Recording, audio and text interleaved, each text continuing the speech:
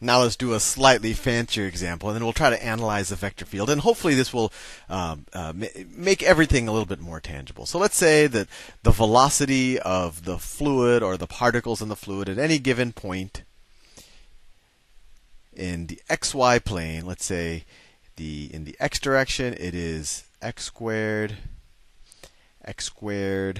minus 3x plus 2 in the x direction, plus y squared minus 3y plus 2 in the y direction. Make it simple so that we only have one thing to factor. So let's just do the math first. Let's figure out the divergence of our vector field. The divergence of our field. And I'm going to show you a graph of this field soon, so we'll get an intuition of what it actually looks like instead of my not so accurate drawings. So what's the divergence? We take the partial derivative of the x component with respect to x. So that's just, there's only an x variable here, so we don't even have to worry about keeping y or z constant. So it's really just the derivative of this expression with respect to x. So it's 2x minus 3. And then we add that to the partial derivative of the y component, or the y function, with respect to y. There's only y's in the y component, so we just take the derivative with respect to y. So it's plus 2y minus 3. Or we could just say that the divergence of v at any point xy, so this is a function of x and y, is 2x plus 2y minus 3. Now, before I show you the graph, let's analyze this function a little bit. First of all, let's just look at the original vector field and think about when is that vector field equal to when does that vector field have some interesting points? Well, I think some interesting points are when either the x or the y components are equal to 0. So when is the x component equal to 0? Well, if we factor the x component, that's the same thing as we could rewrite our vector field. If we just factored that, that's x minus 1 times x minus 2 I plus, and it's the same polynomial just with y for the y component. So y minus 1 times y minus 2 times j. So the x component is 0 when x is equal to 1. These are just the roots of this polynomial when x is equal to 1 or 2. Right? And the y component is 0 when y is equal to 1 or 2. And they're both equal to 0 if we have any combination of these points. So the points where they're both equal to 0 are 1, 1, x is 1, y is 2, right? Because then both components are 0. 2, 1, or 2, 2.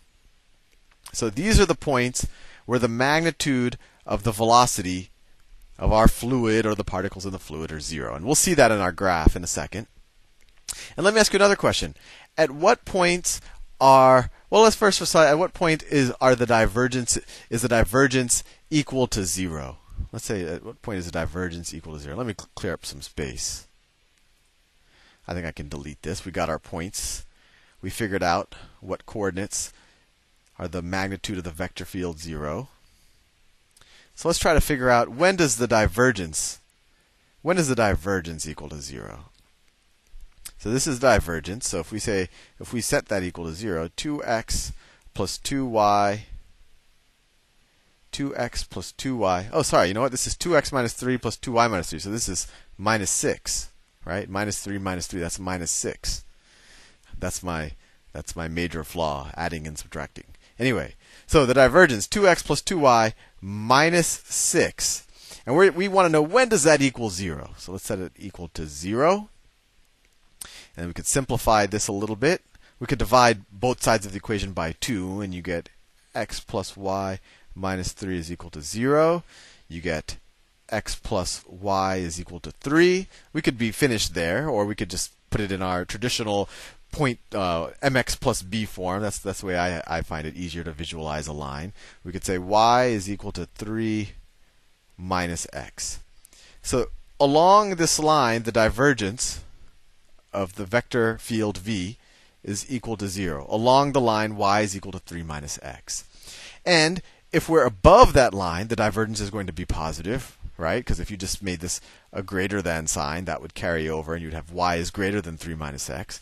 So y greater than 3 minus x, the divergence is positive. And y is less than 3 minus x, the divergence is negative. And you could just make this a less than sign and then solve, and you'll get y is less than 3 minus x if you want to know when the divergence is negative. So I think we've done all of the analyzing we can do. So let's take a look at the graph and see if it's consistent with our intuition of what a divergence is and the numbers we found. I hope you can see this. So this is the vector field.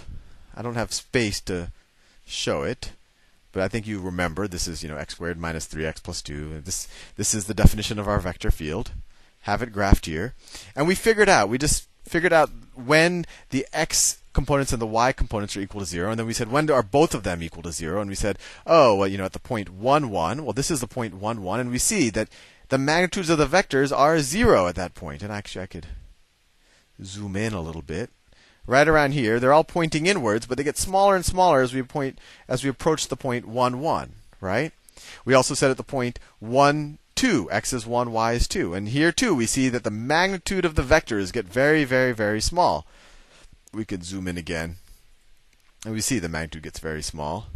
The other points, 2 1, once again we see the magnitude gets small, and then 2 2. So that's consistent with what we found out, that the vector field gets very small at that point. And then the other interesting thing, we said, okay, when does the divergence equal 0? Well, the divergence equals 0 along the line y is equal to 3 minus x. So the line y is equal to 3 minus x starts, the y-intercept is going to be 3, and it's going to come down like this. Right? So anything at any point on that line, the divergence is 0.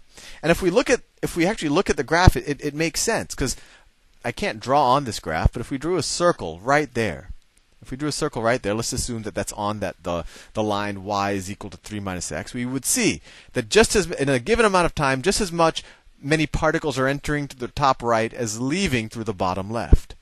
Right? A lot are entering through the top right, and a lot are leaving through the bottom left, and the vectors, though, are about the same.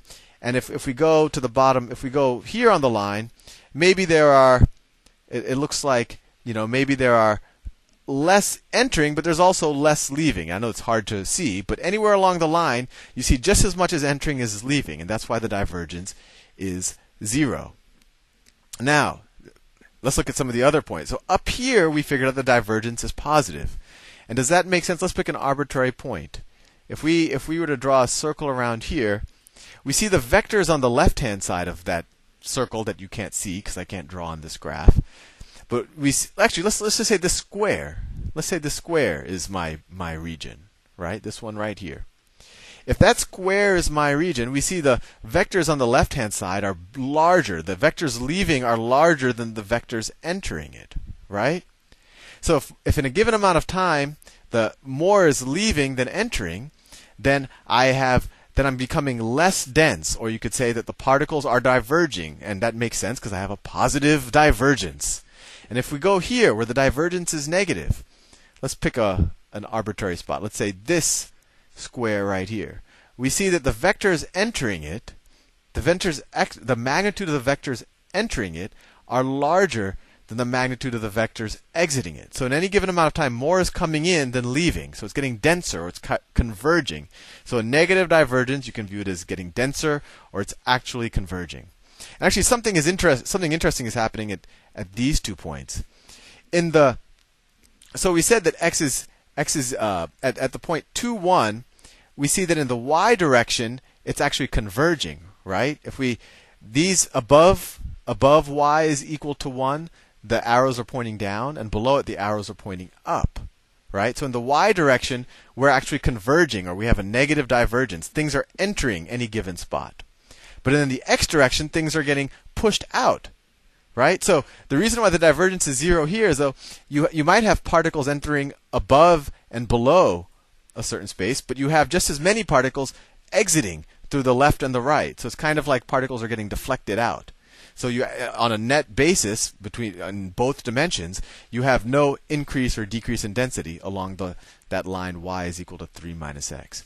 And before I run out of time, I just want to give you that core intuition again of why the divergence is positive and why that means that things are flowing out when the rate of change is positive. So we said the divergence is positive. Let's say at this spot, right? So it makes sense. If our partial derivatives are positive, that means that the magnitude of our vector is getting larger and larger for larger values of our x's and y's, right? So if the magnitude of our vectors are getting larger and larger for larger values of x and y's, the vectors on the right are going to have a larger magnitude than the vectors on the left. They're increasing in magnitude. And so if I were to draw a boundary, more is going to be coming out of the right than entering to the left. And so you have a positive divergence, or you're getting less dense. Anyway, I hope I haven't confused you too much, but I have run out of time once again. I'll see you in the next video.